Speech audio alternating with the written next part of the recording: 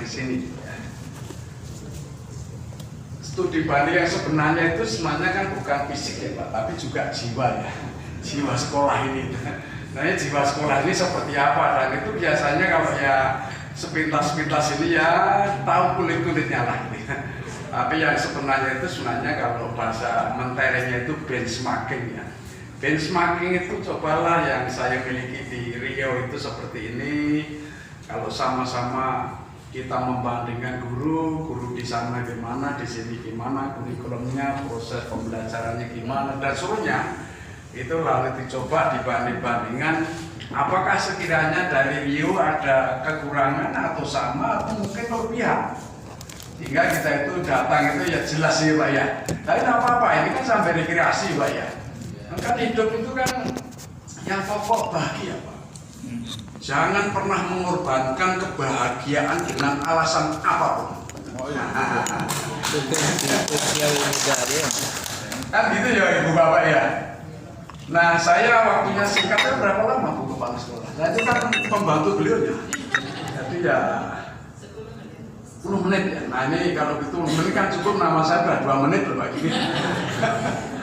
Oke, enggak apa-apa, tapi begini Bu Bapak, dalam suatu organisasi, apakah bank, apakah perguruan tinggi, apakah sekolah, apakah kabupaten, selalu ada 2 hal yang karakteristik sifatnya, yaitu adanya tujuan, dan yang kedua, kalau tujuan ingin dicapai harus ada upaya-upaya yang ditempuh. Nah, upaya-upaya yang ini sebenarnya kalau saya omongkan panjang. Nah, tujuan pendidikan itu apa, spesifiknya SMA itu apa, tidak ada waktu ya, saya diberi waktu 10 menit. Nah, intinya kan tujuan pendidikan ya tentu saja kita fokus SMA itu kan sebenarnya ingin mengembangkan kualitas anak kita, yaitu adalah kualitas dasar, kualitas instrumental, kualitas keindonesiaan, dan kualitas global. Oke, yang terakhir ini mungkin oke.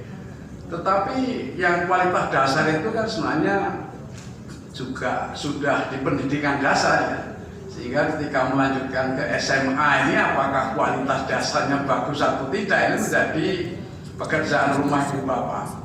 Karena di SMA itu secara umum itu adalah mengembangkan kualitas instrumental, yaitu penguasaan ilmu, teknologi, seni, dan kualitas dasarnya mestinya sudah di SD, SMP.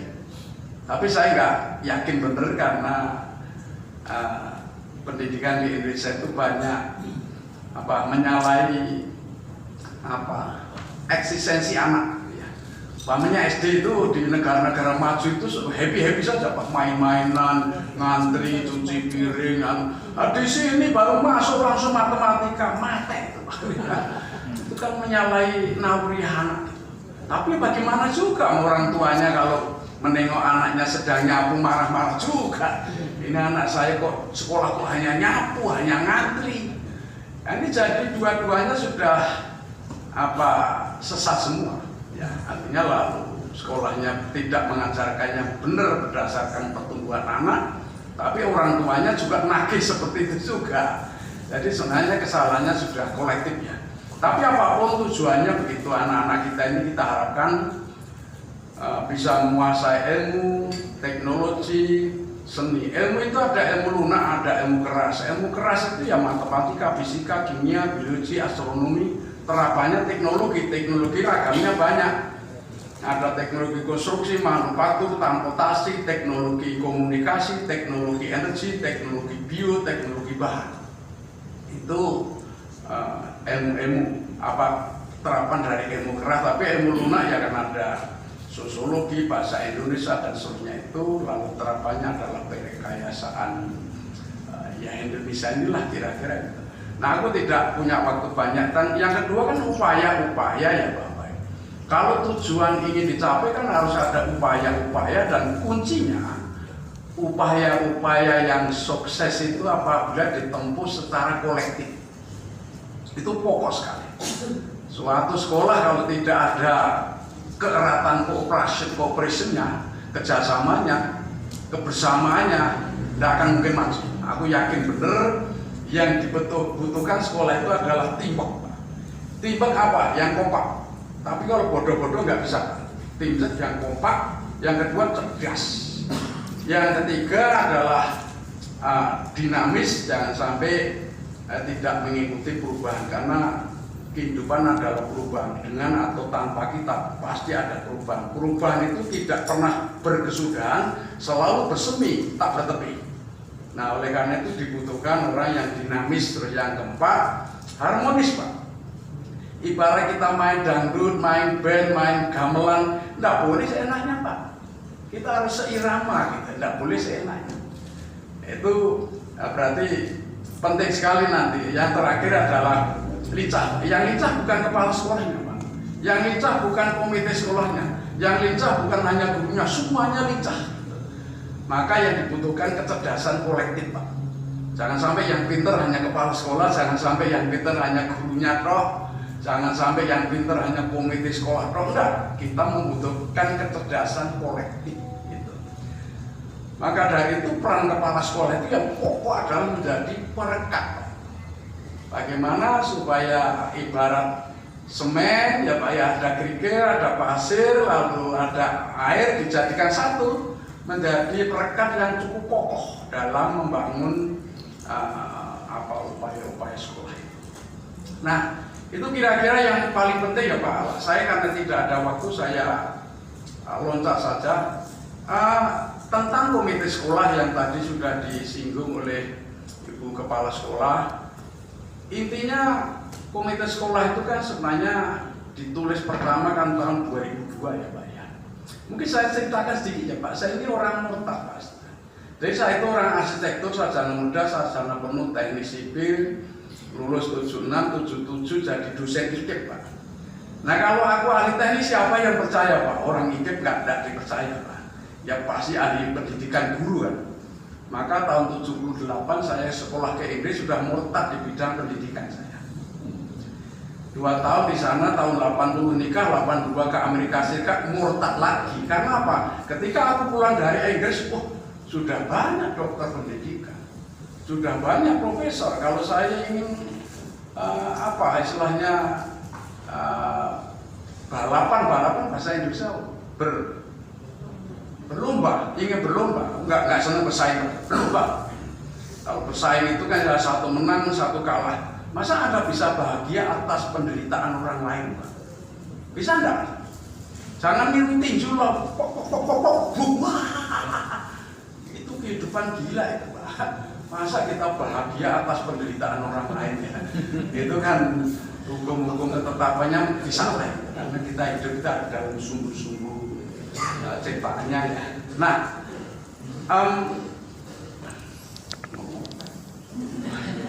lupa. Apa Bu? Iya, komite saya langsung aja meloncat saja. Begini, sebenarnya mula-mula kita meyakini bahwa pendidikan itu adalah urusan bersama ya, karena memang anak-anak kita kan sebagian tinggal di keluarga, sebagian di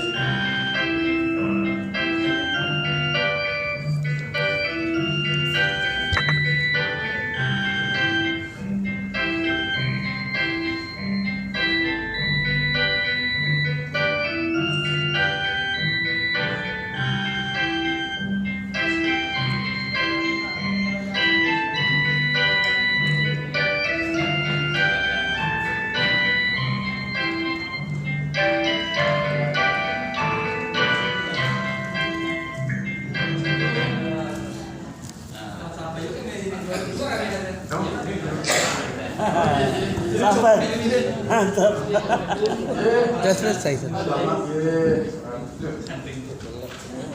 sudah selesai sebentar.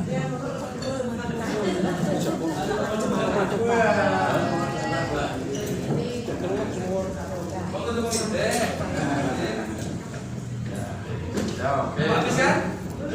Belum. Yang itu berapa? SMK sudah selesai. Ya, ini selamat datang Pak Kepala Dinas di SMA Negeri 6 di Jakarta. Di sini di sekolah ini mengutamakan kebahagiaan, Pak. Siapa yang hadir sini kalau tidak bahagia, mendingan pulang saja gitu. Nanti kan nggak cocok dengan warnanya. Jadi kita memang mencoba untuk sedemikian rupa sehingga upaya bagaimana ya semua penduduk di SMA 6 ini dan jangan pernah mengorbankan kebahagiaan dengan alasan apapun. Gitu ya. Nah, iya. Nah, saya tadi sama beliau-beliaunya baru, tapi kan waktunya pendek tuh, Pak. Saya berdiri sedikit agak banyak. Saya itu konsultan di kementerian 20 tahun. Jadi saya 10 menteri, Pak, mulai dari almarhum Pak Buatasa, lalu Pak Wardiman, almarhum Pak Wiranto, Pak Yuwono Sudarsono, almarhum Pak Yahya Muimin, almarhum Pak Malik Fajar, Pak Bambang Sudibyo, Pak Nurdi Anis, terakhir adalah Pak Muhajir. Jadi ya saya ini sebenarnya orang tidak kelihatan Pak saya. Tapi kalau Bapak tanya yang sekiranya kebijakan saya pikir aku masih hafal. Karena yang sebagian dulu yang nulis saya gitu ya. Nah, cuma dalam pelaksanaannya realisasi kan bukan urusan saya, Pak. Karena kita ini, Pak, di pendidikan ini satu harus ada idealisasi, Pak. Idealnya gimana sih? Yaitu berupa kebijakan, perencanaan, kan gitu-gitu ya. Tetapi ya ini tidak ada artinya kalau realisasinya tidak bagus. Maka dibutuhkan realisasi yang betul-betul komitmen terhadap apa yang mau dicapai, kan gitu. Nah karena itu lalu realisasi ini biasanya membutuhkan beberapa hal, paling tidak 2-3 hal yang menonjol. Yang pertama ya semuanya harus tahu ya apa yang mau dilakukan. Kalau itu kebijakan ya harus ada sosialisasi kebijakan secara merata, akurat, dan konsisten.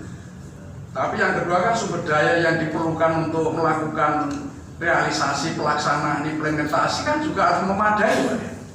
Sumber daya apa? Sumber daya manusia dan sumber daya selebihnya manusia. Dengan catatan sumber daya selebihnya manusia tidak ada artinya apapun tanpa campur tangan jasa sumber daya manusia. Nah oleh karena itu SDM itu satu-satunya sumber daya aktif, Pak, yang lainnya pasif. Uang, peralatan, perlengkapan, perbekalan itu semuanya pasif. Sehingga kalau umpamanya dengan segala kekurangan apapun, tapi kalau SDM-nya bagus, Pak, itu masih bisa lebih baik ya. Nah, ya mungkin saya sedikit aneh ya, Bu. Saya itu juga selain konsultan kementerian, Pak, saya juga konsultan Asian Development Bank 10 tahun. Lalu Swiss 2 tahun, Jerman 1 tahun, European Commission on Education 1 tahun, Filipina 1 tahun, dosen S3 di Amerika Serikat cuma 1 semester. Yang lama aku dosen S3 di bidang kebijakan manajemen di Australia 6 tahun saya. Jadi saya itu sebenarnya ya aktif bener itu ya mulai 2015. Tapi aku udah pensiun, Bapak, aku udah 74, sudah mau 75 sebenarnya. Ya, pantas nikah lagi.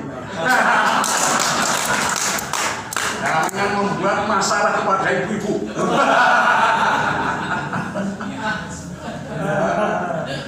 Hidup itu ada banyak bercanda ya ibu bapak ya. Ibu bapak saya ajak loh, bapak ibu harus pintar bercanda, senang bercanda, Pak. Saya lihat orang yang tidak pintar bercanda itu aku bertanya-tanya, bahagia enggak dia? Betul, Pak. Iya, ya gitu lah. Saya kembali ke sini Pak Kepala Dinas, saya akan menjelaskan sedikit. Aku komite sekolah di sini paling lama ya, karena semua anak saya 4 itu 3 dari sini, Pak. Yang pertama ya nomor 1, 2, nomor 2 ini lulusan sini, nomor 1 SMA lain ya. Tapi dua-duanya lulusan S3 Amerika Serikat. Lalu yang ketiga itu anak saya juga lulusan SMA 6, lulusan Taiwan. Lalu yang terakhir juga lulusan SMA 6 juga, dokter. Cuma dia ambil kelas internasional sebagian kuliah di London Medical School, lalu praktek dokter sebagian di Jepang. Jadi anak saya itu 4 itu 3 dari sini. Nah, begini Bu Bapak, pada dasarnya semuanya tahulah bahwa dari pusat pendidikan dari dulu ya Pak ya, itu sudah semuanya dengar, yaitu keluarga, sekolah, dan masyarakat. Tapi dari 3 itu kira-kira Pak, yang paling bermasalah di keluarga, di sekolah, atau di masyarakat? Keluarga. Loh, aku dengar. Keluarga. Enggak lah, masa keluarga ingin anaknya nggak beres ya enggak lah. Oh, keluarga itu niatnya baik, cuma sok-sok salah kita. Jadi umumnya anaknya itu bakatnya itu ada sosiologi, lalu orang tuanya memaksa-maksa ke dokter. Nah, siapa yang merampas eksistensi anak? Orang tua. Orang tua anak, jangan orang tua Pak. Nanti orang tua bener Pak. Kan gitu ya Pak ya. Jadi kadang-kadang niatnya baik, cuma tidak memahami siapa anak saya. Kalau anak saya itu kembang mawar, jangan dijadikan kembang melati. Ini kan salahnya orang tua yang tidak pernah bisa membaca anaknya. Karena anak itu kalau kembang mawar kita pupuk, kita airi, kita danget, wah itu kan jadi memekar Pak, ya enggak? Tapi kalau mencoba untuk diubah menjadi kembang melati, ya bukan eksistensi dia, kan gitu Pak ya. Nah, kan gitu. Nah, prinsipnya komite sekolah itu kan sebenarnya kan wakil dari masyarakat ya Pak. Representasi bukan wakil, representasi dari masyarakat. Nah, tentu saja peran di pusat pendidikan ya keluarga, sekolah, masyarakat ini paling terakhir ya Pak. Masyarakat merupakan tempat pendidikan yang beragam fungsinya dan pada umumnya kurang terpadu dan kurang terkendali, ya enggak Pak? Coba anak kita lalu ini juga masyarakat loh Pak, medsos ini. Jangan lupa mengatakan masyarakat ahli itu enggak, ini juga masyarakat ini. Saya satu hari paling enggak 2-3 jam, tapi ke luar negeri kalau di Indonesia ruwet. Di Indonesia itu hanya pusing-pusing saja beritanya itu. Tapi saya ke Harvard University, ke MIT, saya ke Oxford, saya ke Osborne. Kalau masalah hak asasi manusia saya mana-mana. Jadi tiap hari minimal 2 jam minimal. Dan sampai 3 jam. Bahkan saya ikut kuliah yang gratis Pak. S3 hukum gratis. Karena ada corporate social responsibility 2 mata kuliah dari 100 mata kuliah. 2 mata kuliah gratis Pak. Sudah ikut aja. Saya udah hampir 2 tahun untuk S3 hukum Pak. Gampang itu. Karena itu lalu ini malah yang mulai. Tapi Ibu Bapak kira-kira begini. Nah, komite sekolah itu sebenarnya adalah representasi atau cermin dari masyarakat. Ya. Oleh karena itu ya beragam sekali komite sekolah. Kalau masyarakatnya terdidik, nanti yang menjadi pengurus komite juga terdidik. Kalau masyarakatnya itu ya tidak bagus literasinya, ya nanti yang duduk di situ ya juga kurang. Ini memang konsekuensi dari demokrasi ya Pak ya. Akan tetapi meskipun dalam situasi yang tertinggal pun di situ ada yang hebat. Tapi dalam masyarakat yang terdidik ada juga yang bodoh. Nah oleh karena itu jeli-jelilah memilih komite sekolah yang mau berkolaborasi dengan sekolah, bukan menjadi LSM gitu. Jadi LSM itu gimana itu? Sudah menjadi satu ya Pak. LSM juga namanya salah. LSM apa itu? Lembaga swadaya masyarakat. Wong itu aslinya bahasanya NGO kok. Non-government organization kok jadi LSM. Government organization tidak begitu mumpuni kerjanya, muncullah di luar government pemerintah yang namanya NGO, Kak Tuba LSM. Ya, orang Indonesia itu geblek.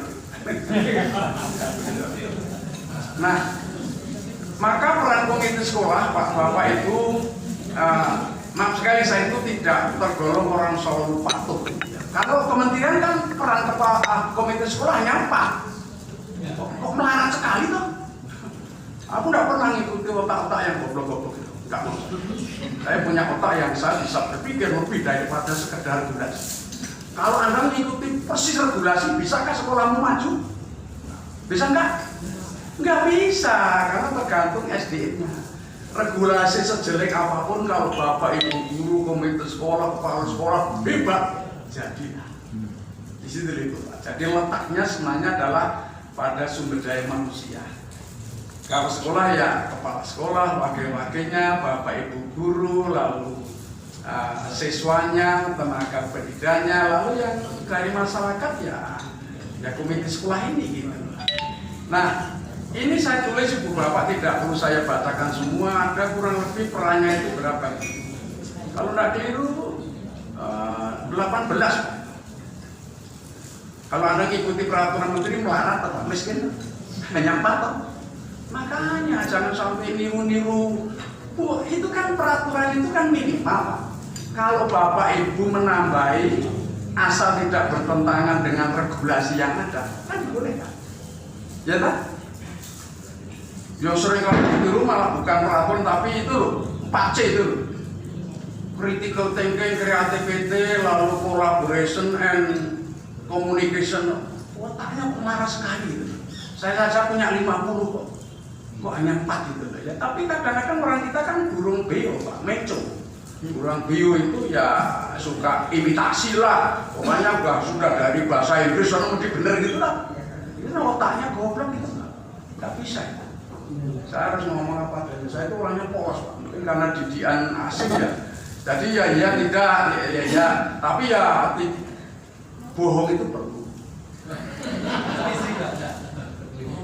Bohong itu Pak, bohong itu asal demi tata krama itu diberikan.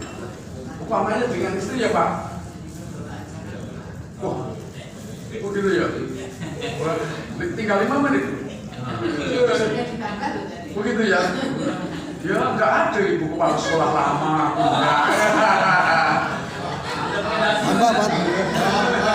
Tambah Pak, tambah 15 menit. Tapi intinya begini Bapak, saya mengajak kepada Ibu Bapak semuanya, cobalah percaya pada diri sendiri. Kalau semuanya itu warga sekolah termasuk komite itu percaya Pak, do the best and I do believe the best will follow. Lakukan yang terbaik. Kita yang terbaik akan mengikuti, kan gitu ya. Nah itulah makanya saya ajak untuk, aku tidak akan membacakan, ini ada 18. Apa kalau mau di kopi aja lah nanti sebelum pulang ya Pak ya. Oh boleh, nanti asal diberi WA ya Pak ya. Di WA nanti saya kirim Mas. Anda saya lebih WA dan cepat gitu Pak. Cepat gitu kalau email kalau ada paketnya cepat Pak. Oke. Salah satu peran komite sekolah yang saya senangi Pak. Saya pribadi ya Pak, ya, mungkin orang lain nggak seneng Pak ya. Itu adalah bagaimana kita itu bekerja sama. Kalau bekerja sama itu tentu kalau ada kelemahan, ada kekurangannya, jangan dibesar-besarkan. Kita kan manusia. Manusia itu kan pasti ada itu ya. Tetapi lalu kerjasama ini yang paling nomor 1 bagi saya. Umpamanya kita sekedar pulang saja ya, kepala sekolah kemarin mau pulang, Prof ini kalau gini-gini wah aku cocok, langsung aja, saya nggak usah pakai macam-macam gitu. Demi kehebatan sekolah itu bagi saya tidak perlu saya pikir panjang lebar. Kira-kira itu yang pokok. Nah ini kontribusi dari komite sekolah yang tentu saja ragamnya banyak lah. Tapi ada kontribusi dana yang ini terbiasa menjadi isu krusial karena kita ini beberapa kali dipanggil kejaksaan ya Bu ya, dipanggil juga di ombudsman lalu apa ya, tapi biasa lah hidup memang gitu lah. Kalau Anda benar itu tidak masalah kok. Kalau Anda itu benar, berhadapan dengan siapa saja, 1% pun kita tidak ada minder, nggak ada. Nah, tapi benar itu, kalau landasannya salah ya nanti mulai oling gitu ya, enggak lah. Kita harus siap Pak, walaupun dipanggil Tuhan yang Maha Esa. Oh iya Pak, nggak masalah Bapak dulu nggak ada, setelah itu nggak ada, nggak masalah kan? Ya. Nah, kok mempermasalahkan hidup? Aku nggak pernah mempermasalahkan hidup saya Pak. Dulu aku tidak ada, lalu ada, besok nggak ada, nggak masalah Pak ya. Nah, cuma setelah mati seperti apa itu ya nggak tahu Pak itu. Tapi kan orang pada pinter kalau ngomong akhirat, wah besok ini surga, bidadari pinter-pinter, padahal buktinya belum ada. Nah, tapi kalau sudah ngomong tambang nggak bisa, tambang nggak bisa ngambil, ngomong migas nggak bisa ngambil, perkebunan saja dikelola Singapura, Kanada. Ini loh Pak yang salah orang kita itu. Aduh, ngomong sono-sono itu hebat-hebat, tapi ketika ngomong perikanan nggak iso, ngomong minyak goreng nggak iso, geblek utaknya. Geblek. Jangan gitu itulah mari saya ajak Bapak Ibu yang ke sini. Coba Rio itu kan potensinya luar biasa Pak. Saya pernah ke Kabupaten Siak. Oh, jalannya halus. Dan saya senangannya kalau di Pekanbaru itu hotel murah ya. Murah ya, itu paling senang karena depannya banyak makanan gitu ya. Saya itu. Dan ikan patin itu tidak ada yang menyaingi Rio. Jadi ikan patin itu jangan main-main Jogja. Urusan ikan patin tidak pernah akan bersaing. Oke. Nah selain dana juga dukungan moral Pak. Mental. Masuk apa sih moral itu? Kita ini kalau hidup itu positif thinking ya Pak ya. Kan enak. Orang yang berkualitas tinggi itu jika diterpa oleh hal-hal pahit, ya tetap akan tegar kualitasnya. Kan gitu Pak ya. Silahkan nanti Bapak mengasah sendiri apakah aku itu orang berkualitas tinggi atau tidak. Sekali lagi, orang yang berkualitas tinggi ketika diterpa hal-hal yang pahit, dia akan tetap tegar kualitasnya. Semuanya sama. Jadi gue Pak ya. Berikutnya lagi ya, anulah jasa lah. Kadang kita punya pemikiran, kenapa tidak kita kontribusikan. Ada juga keterampilan, kita punya kadang orang-orang yang terampil tukang apa kayak. Bahkan kita ini yang mungkin nanti akan kita lakukan ya Pak. Kita mesti harus mengundang tentara-tentara juga ya, polisi-polisi untuk memberikan kontribusi sekolah sesuai dengan kemampuannya, dan itu Bapak Ibu orang tua siswa. Jadi ada kan anaknya, bapaknya itu tentara, polisi, jaksa, apa kan ada semua. Kenapa tidak kita manfaatkan? Dan tidak perlu kita bayar panggung untuk anakmu pembayar gimana? Kan gitu ya. Nah ini smart people are those who can mobilize other people. Kepala sekolah yang cerdas, guru yang cerdas, siapapun yang cerdas, itu adalah orang yang mampu memobilisasi orang lain. Itu cerdas. Kan gitu ya Bapak Ibu Bapak ya. Nah lalu yang lain-lainnya material lah, barang, siapa tahu ada yang bantu komputer, ada yang jangan-jangan juga ada yang bisa membantu akses ya Pak. Nah, Bapak Ibu kan komite sekolah ada yang kerja di bank, di mana bisa nggak memberi kontribusi terhadap akses supaya sekolah kita itu akses untuk industri, akses untuk apa itu bisa dipermudah oleh kontribusi Bapak Ibu komite sekolah dan berikutnya ide-ide atau gagasan. Kita ini tanpa gagasan tidak ada perubahan. Jadi perubahan itu hanya terjadi kalau ada gagasan ya Pak ya. Tetapi ingat gagasan juga, ide juga tidak ada artinya kalau nanti tidak dilaksanakan. Kan gitu ya Pak. Saya pikir itu salah, saya sudah sesuai dengan Bapak Ibu. Nah kalau itu gimana? Tapi gini aja lah, saya tampung dengan pertanyaan-pertanyaan nanti. Tapi untuk urusan PowerPoint saya kopikan ya Pak ya. Silahkan kalau mungkin saya buka pertanyaan, boleh enggak Pak? Boleh. Boleh. Boleh Pak.